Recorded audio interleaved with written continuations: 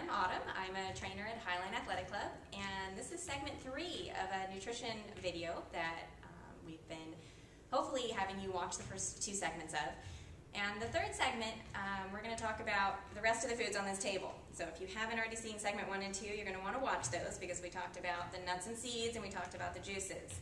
So in this segment, we're going to talk about slightly more processed foods, but the reality is, even though I really don't want people eating them, they're going to eat them. And so let's talk about how to pick better choices in the cracker and the chip and in the cereal category.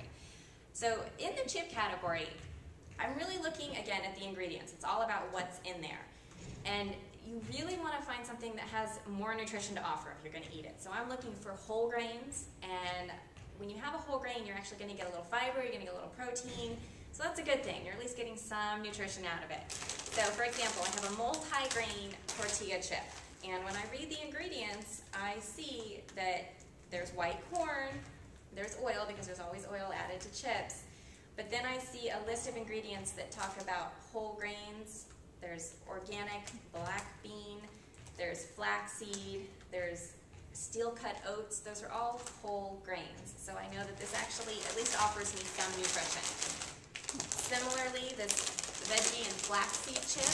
Now, it's not just the name that's going to tell me it's good. I need to read the ingredients and actually check because the marketing people are really good. They know what to name things, assuming you're not going to read the fine print. So our fine print, the ingredient list, tells us we have white corn. We have various vegetable powders. We have beet, tomato, carrot, onion, so on and so forth. So again, I recognize those names. I know what I'm getting. We have some reduced guilt pita chips. Well, are they really reduced guilt? What's in here?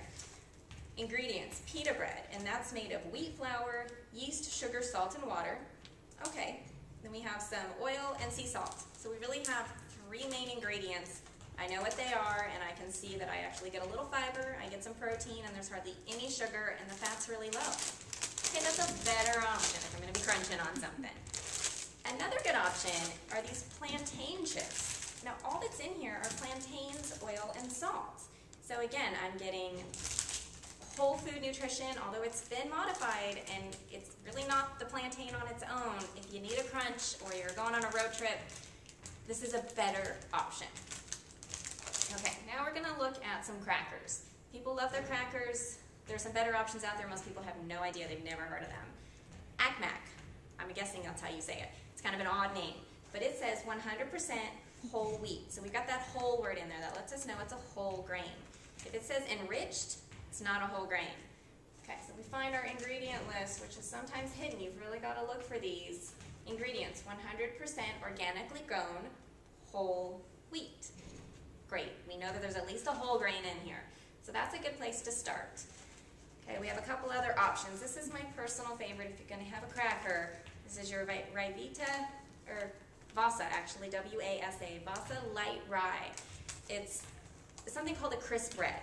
And again, these have been around forever, but most people don't know about them. And it says made with 100% whole grain. Ingredients are really straightforward. Whole grain rye flour. Great. Unfortunately, it's a flour. It's been processed, but it's a whole grain. Water, salt. That's it. I really know what I'm eating when I eat this. And one cracker that I'm not so excited about, oops, here it is.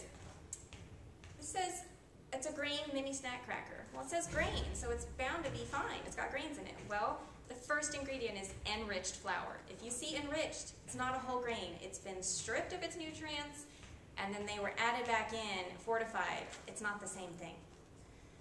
Okay, the last segment, we're going to come back and talk about cereals because I probably have my biggest beef with cereals, so we're going to give it its own little segment and go through some of the pros and cons of some different options. Thank you.